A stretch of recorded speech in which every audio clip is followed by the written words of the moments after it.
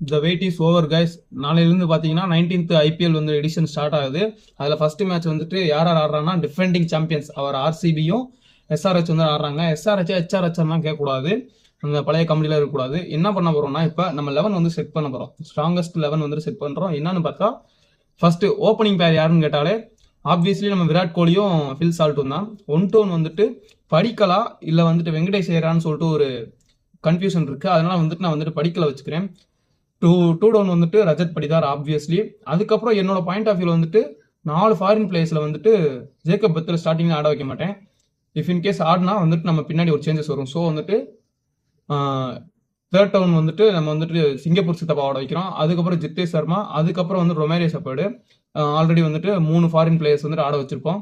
So அடுத்து வந்துட்டு குணால் பாண்டியா ஆடுவார். அது கீழே வந்துட்டு மங்கேஷ் யாதவ் ஆட வைக்கலாம்னு ஒரு ஐடியா இருக்கு. மங்கேஷ் யாதவ் அல்லது வந்துட்டு சுயாஷ் சர்மா வந்துட்டு ஆடுறது வாய்ப்பு இருக்கு. அது கீழே புவனேஸ்வர் குமார்.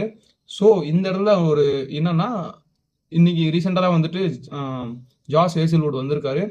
அவர் ஆடுற பட்சத்தில் மேலே வந்துட்டு ஜேக்கப் பத்தில் ஆட மாட்டாரு. இஃப் இன்கேஸ் ஜேக்கப் பத்தில் ஆடுறாருன்னா அந்த 4th ஃபாரினராக வந்துட்டு கண்டிப்பான முறையில் வந்துட்டு கீழே வந்துட்டு இவர் ஆட மாட்டாரு. இஃப் இன் கேஸ் வந்து ஜாஸ் ஹேசில்வுட் ஆடலனாலும் சம்டைம்ஸ் வந்துட்டு நம்மளுக்கு வந்துட்டு ஜேக்கப் டஃபி ஆடுறதுக்கு வந்து சான்சஸ் இருக்கு. ஏன்னா வந்துட்டு ப்ராக்டிஸ் மேட்ச் எல்லாம் வந்து நல்லா ப்ளே பண்ணிருக்கான்னு சொல்லியிருக்காங்க. ஸோ வந்துட்டு அவர் ஆடுறதுக்கு வாய்ப்பு இருக்கு. ஸோ மறுபடியும் சொல்றேன், நம்ம 11 வந்துட்டு என்னன்னா ஃபர்ஸ்ட் 2 பேர் வந்துட்டு ஓப்பனிங் பேர் வந்துட்டு கிங் கோலியும் ஃபில் சால்ட்டும். ரெண்டாவது அடுத்து வந்துட்டு 1-1 வந்துட்டு படிக்கல் வச்சுக்கிறோம். மூணாவது வந்துட்டு ரஜத் படிதாரு. அடுத்து வந்துட்டு சிங்கப்பூர் சித்தப்பா. அடுத்து வந்துட்டு ஜித்தேஷ் சர்மா.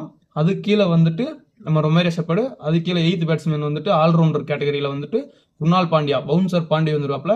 அது கீழே சுயேஷ் சர்மா வந்துருவாரு, இல்லாட்டி மங்கேஷ் யாதவ். அதுக்கப்புறம் வந்துட்டு புவனேஸ்வர் குமார், ஹேசில்வுட் அல்லது நம்மளோட ஜேக்கப் டஃபி ஆடுவாங்க. ஜேக்கப் டஃபி ஆடலன்னா இஃப் இன்கேஸ் கண்டிப்பான முறையில் வந்துட்டு நம்மளுக்கு வந்துட்டு ஜேக்கப் பத்தல் தான் ஆடுவார்.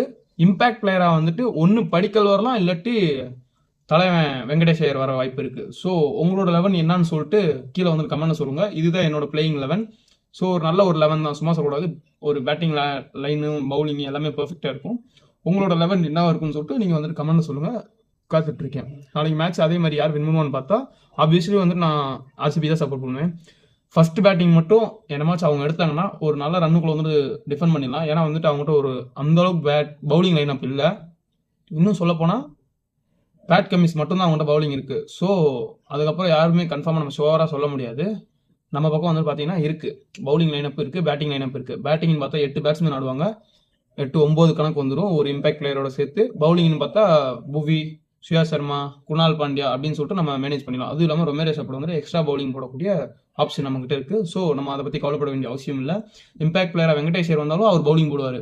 வெங்கடேஸ்வர்னு சொல்லிட்டு கோலியே வந்துட்டு பாராட்டிருக்காரு. ஸோ இதான் வந்து இன்னைக்கான வீடியோ நண்பர்களே. அடுத்த நாளைக்கு மேட்ச் எப்படி வின் பண்ணுறாங்க, என்ன நடக்குதுன்னு பார்த்துட்டு யார் வின் பண்ணுறாங்க அதை பற்றி ரிவ்யூ போடுறேன். இந்த வீடியோ எப்படி இருந்துச்சுன்னு சொல்லிட்டு கமெண்ட் பண்ணுங்க, லைக் பண்ணுங்க, ஷேர் பண்ணுங்க. முடிஞ்ச அளவுக்கு வந்துட்டு சப்ஸ்கிரைப் பண்ணுங்க நண்பர்களே. கமெண்ட் வந்துட்டு கண்டிப்பாக பண்ணுங்க உங்களோட 11 யாருன்னு சொல்லிட்டு. Thanks guys.